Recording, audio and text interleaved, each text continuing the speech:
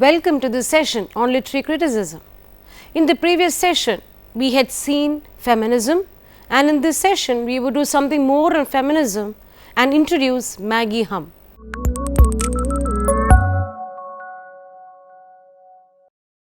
First, let us look into feminist theory.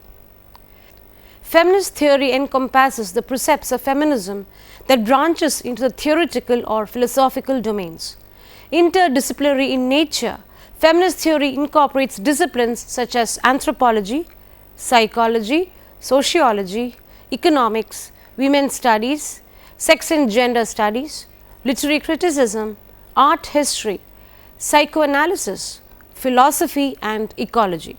Feminist theory aims to discuss gender inequality and address gender politics, power relations and sexuality within the purview of literary or non-literary studies.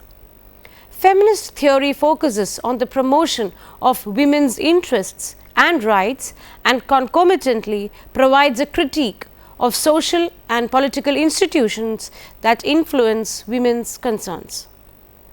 Forms of discrimination, stereotyping, sexual objectification, oppression and patriarchy are recognized to be the factors that propagate women's marginalization and inferior status in society.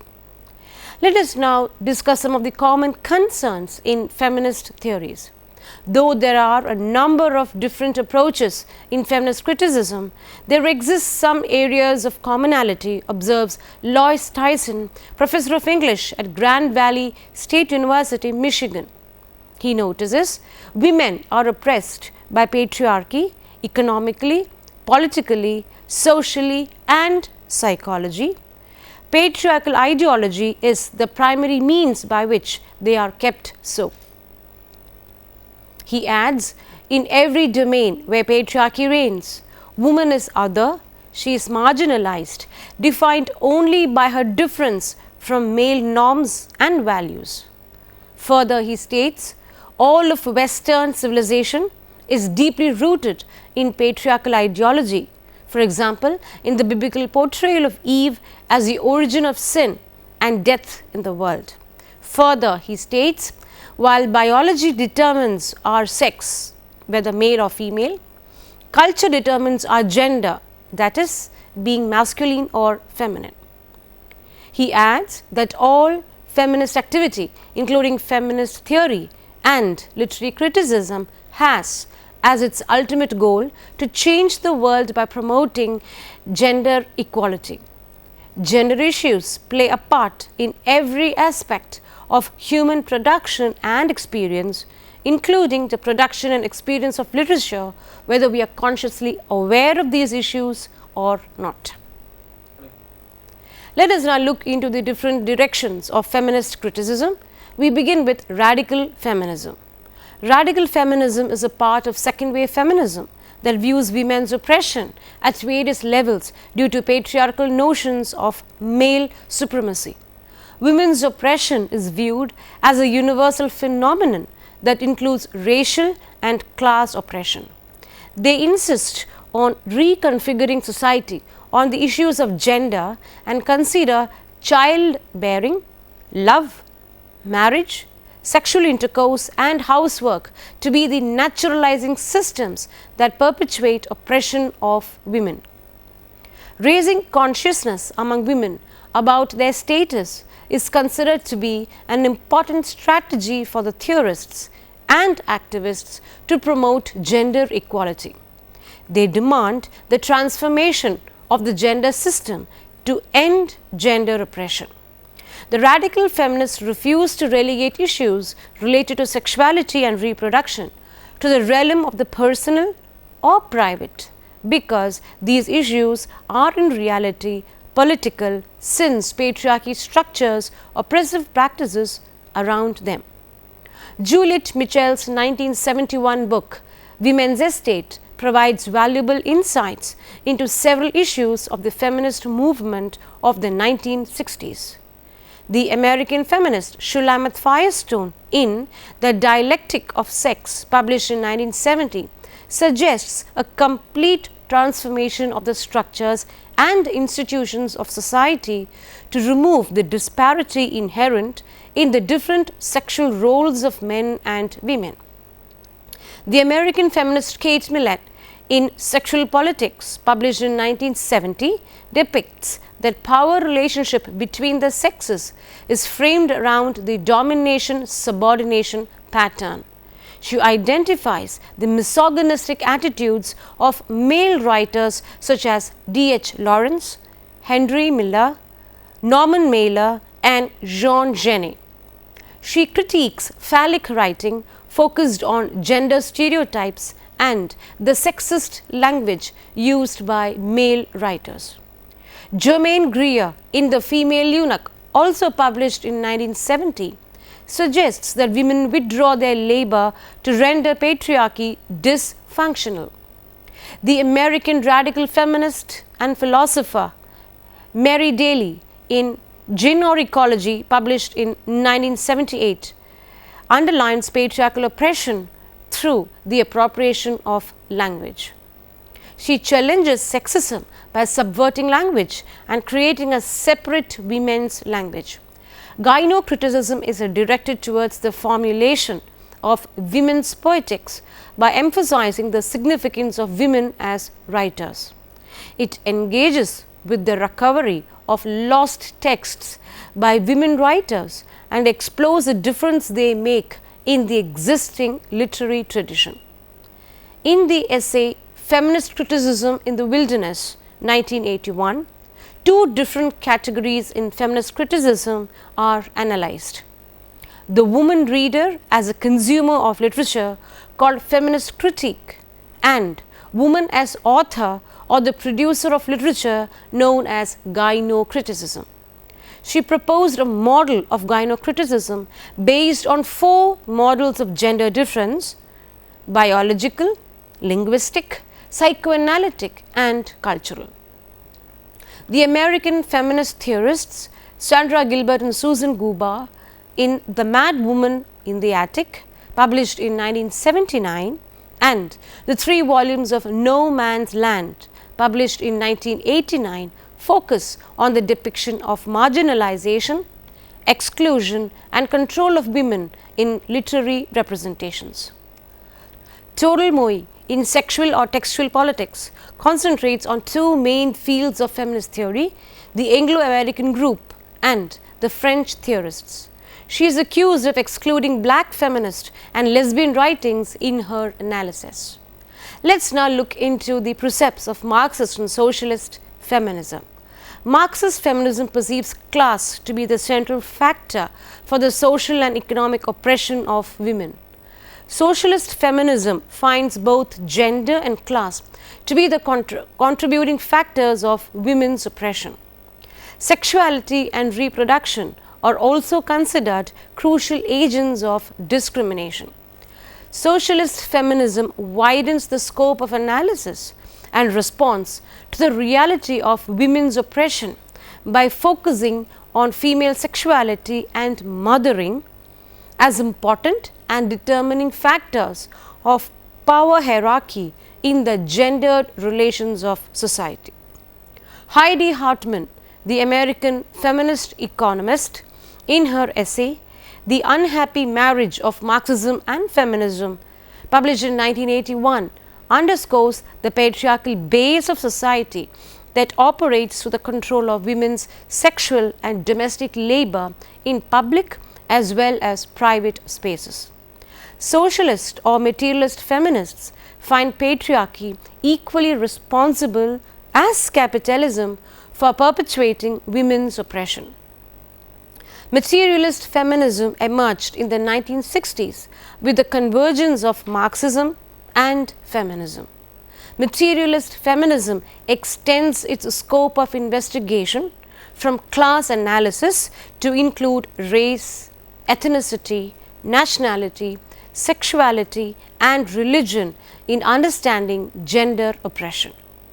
Juliette Michel's 1966 essay, Women, the Longest Revolution, later expanded to the book Women's Estate and published in 1971, revises the traditional Marxist feminist framework by emphasizing the importance of psychoanalysis along with class analysis in explaining women's oppression. With this, we move on to liberal feminism that advocates political and legal reforms for realizing equality of men and women. They believe that through their capabilities, actions and choices, women can maintain equality. Personal interactions between men and women can serve to transform the mindset of the society without altering its structure.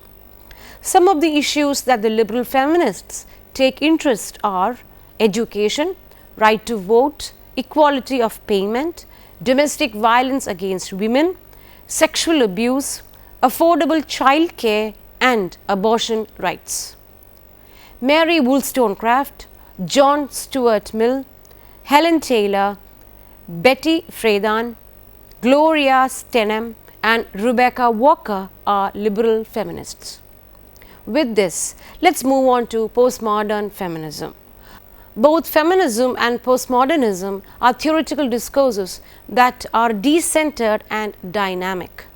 Postmodern feminism is built upon the ideas of Michel Foucault, Jacques Derrida, Jacques Lacan and Simone de Beauvoir.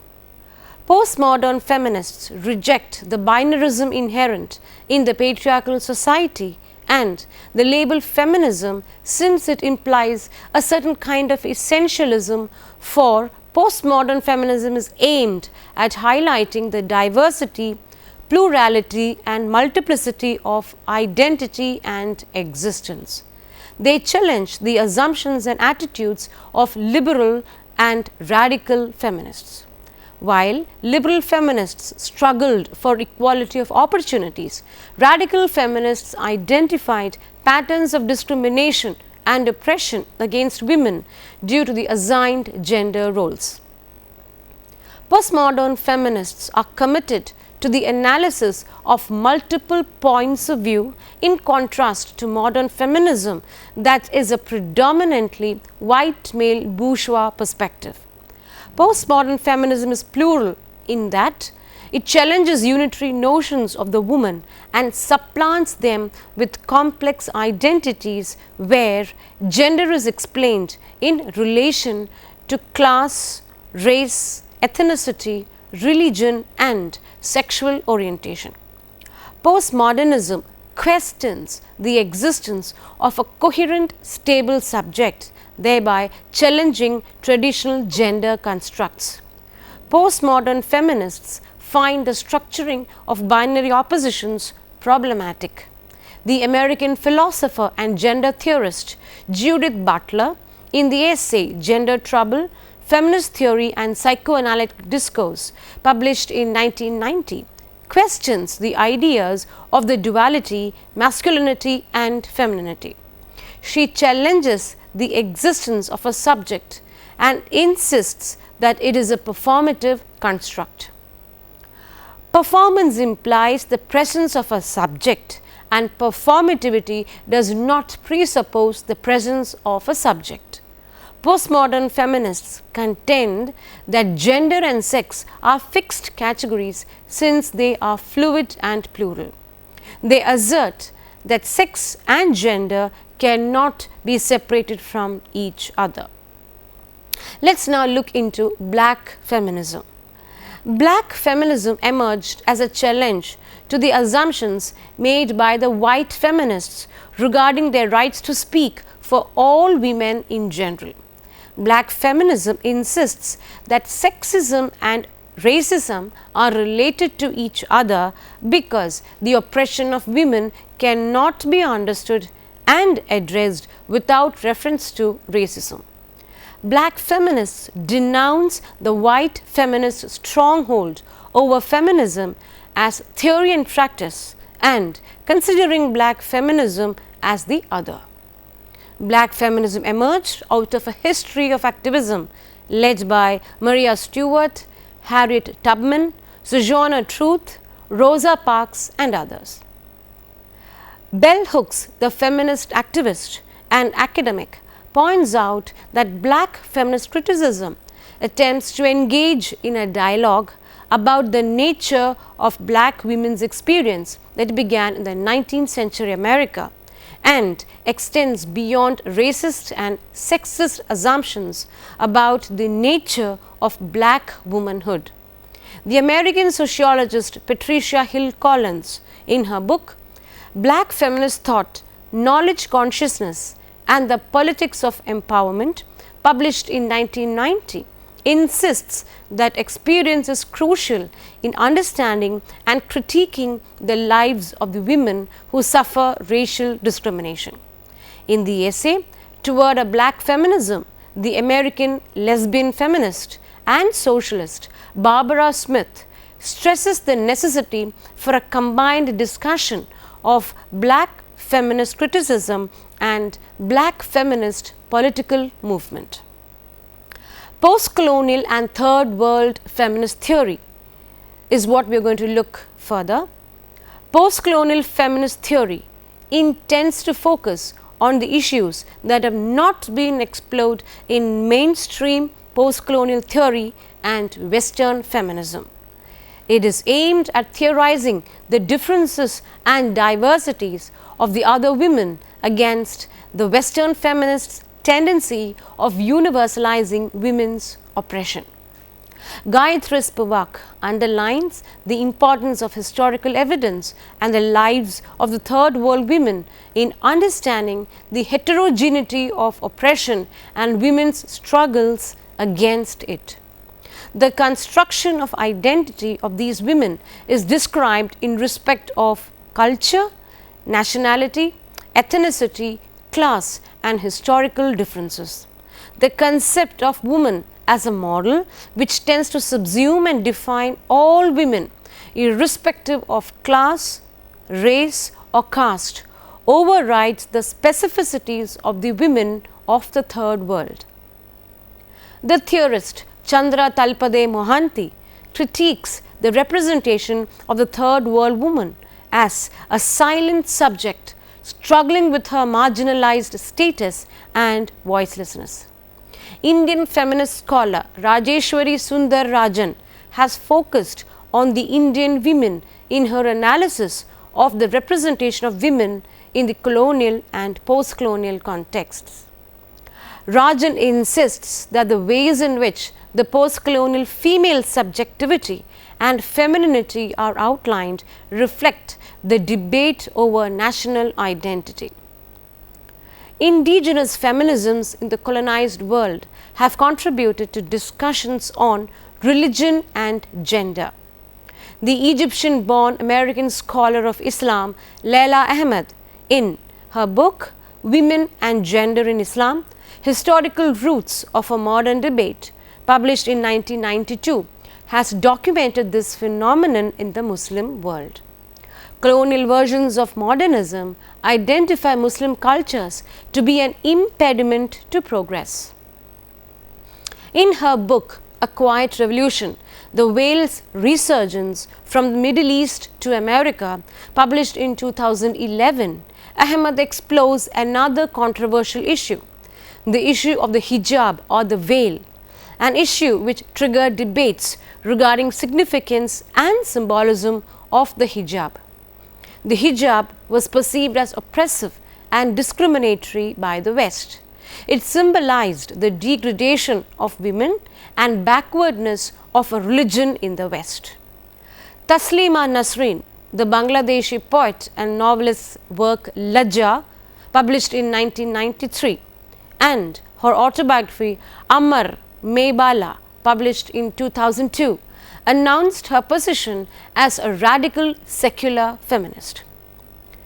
Trinh T. Mina, the Vietnamese writer, composer and filmmaker, reviewed the categories of women in her book Woman, Native, Other, Writing Post-coloniality and Feminism in 1989.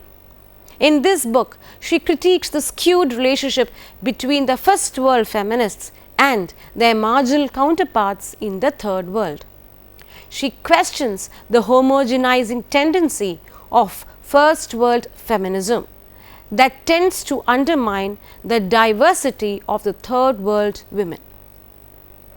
Moving on to ecofeminism, the publication of Rachel Carson's The Silent Spring initiated ecofeminist theory along with environmental and radical political movements in the 1970s. The term ecofeminism was first used by the French feminist author and civil rights activist François de Eubon in Les Feminismes ou la Mort, translated as Feminism or Death, appeared in 1974. De Eubon argues that there exists many similarities between patriarchal suppression of women and the suppression of nature, which results in environmental destruction. Ecofeminism maintains that there is an affinity between women and nature. Women's reproductive role and mothering brings them closer to nature. Ecofeminists believe that there exists a direct link between the oppression of nature and the oppression of women. To understand the nature of women's oppression, the understanding of the oppression of nature is necessary. Since patriarchy is based on dualism and the privileging of the male over the female, as well as culture over nature, it creates and discriminates against the other of the dyad. Ecofeminism attends to this imbalance by connecting nature with women. Ecofeminism insists that feminist theory needs to include ecological perspectives and solutions to ecological problems that must be dealt with in a feminist perspective. The German ecofeminist Maria Miles and Vandana Shiva are the influential ecofeminists who deride the capitalist patriarchal tendency of destroying nature for materialist and profit-driven enterprises. We would now look into lesbian feminism. Dissatisfied with second wave feminism, lesbian feminism emerged to challenge heteronormativity as a norm and vouched that lesbianism is a form of emancipative sexuality, since it excludes men and hence rejects patriarchy. This way, it offers a strategy to liberate women from the strongholds of patriarchy and find the meaning and purpose of feminism. Lesbian feminism recognizes identity, sexuality, and community to be integral in discourses related to queer theory. The American feminist Adrienne Rich argues that in order to subvert heterosexist literary culture, radical reinterpretation of old texts was necessary.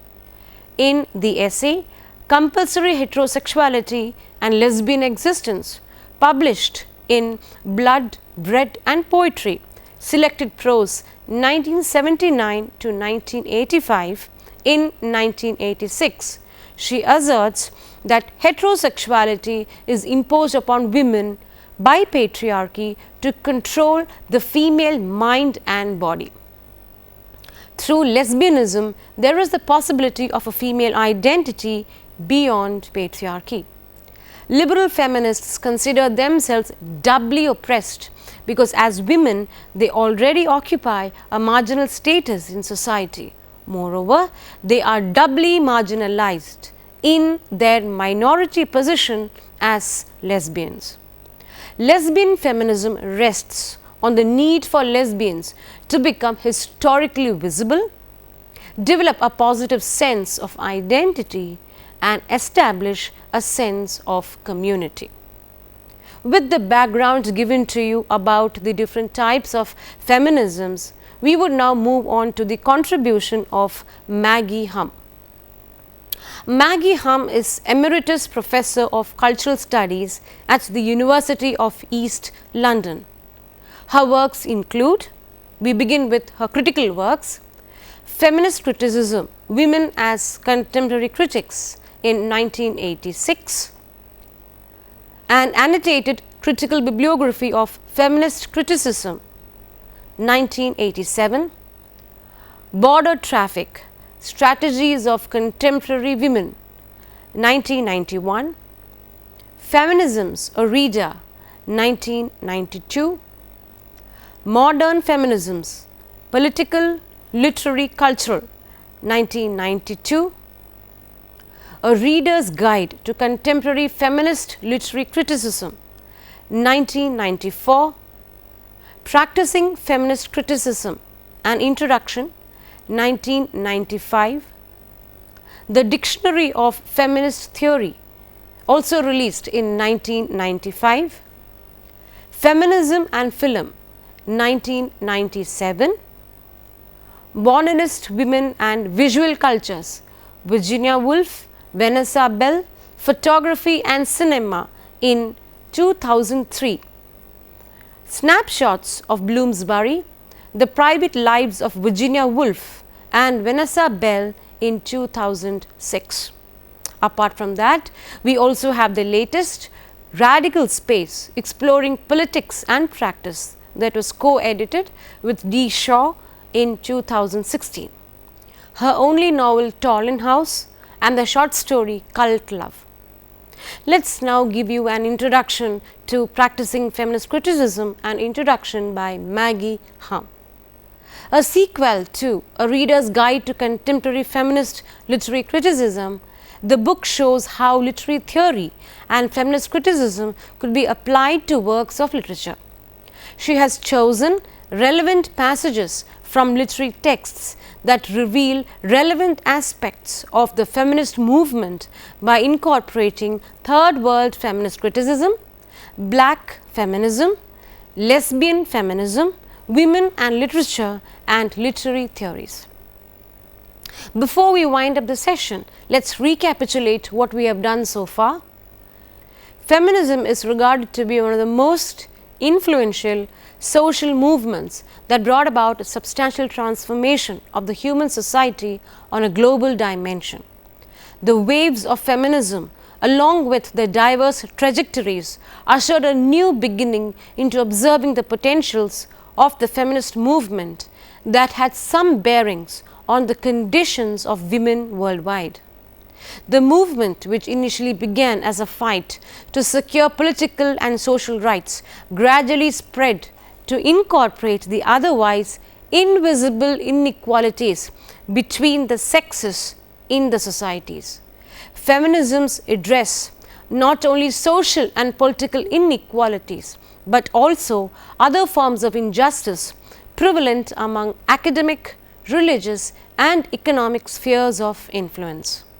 The main contention of feminisms is to address inequalities of all forms, to promote fair treatment of women, to curtail bias, and promote a society based on an egalitarian outlook. We do have questions for you that would help you understand Maggie Humm and the different forms of feminisms. Until we meet next time, thank you.